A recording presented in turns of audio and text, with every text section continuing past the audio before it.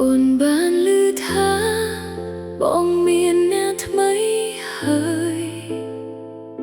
សុបិនដែលបងប្រាថ្នាคล้ายជាការពិតហើយអូនបានឮថាគេផ្ដល់អ្វីគ្រប់យ៉ាង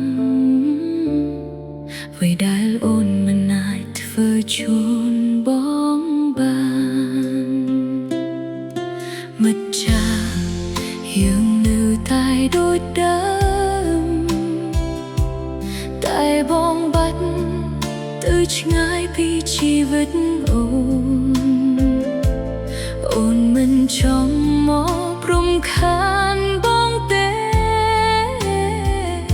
តែបេះដូងនេះមិនអាចទប់អារម្មណ៍បានអូនសងខំថា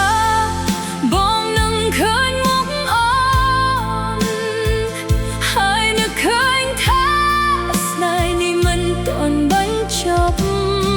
សម្រាប់អូនមិនអីទេអូននឹងរកអ្នកណាម្នាក់ដូចបងជួនពរឲ្យបងជួបតែសុភមង្គលសូមកុំភ្លេចអូនទោះថ្ងៃណាក៏ដែរព្រោះអូននៅតែចងចាំបងជានិច្ចបងធ្លាប់និយាយថាពេលខ្លះស្នេហ៍ស្ថិតស្ថេរតែពេលខ្លះវាបន្សល់ទុកតែការឈឺចាប់ពេលខ្លះស្នេហ៍ស្ថិតស្ថេរតែពេលខ្លះវាបន្សល់ទុកតែការឈឺ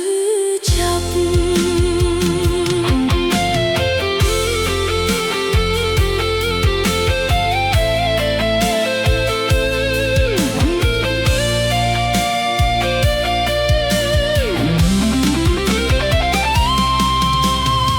វេលាកន្លងទៅលឿនណាស់ហាក់ដូចម្សិលមិញប៉ុណ្ណោះជាថ្ងៃដ៏ស្រស់ស្អាតនៃជីវិតយើងស្គាល់គ្នាពីទូចដល់យូរវ័យយើងធំឡើងជាមួយក្តីស្រមៃនឹងថ្ងៃដ៏អស្ចារ្យដែលមិនអាចបំភ្លេចអូនមិនចង់មកឈរនៅទីនេះទេប៉ុន្តែអូនមិនអាចគេចចេញពីអារម្មណ៍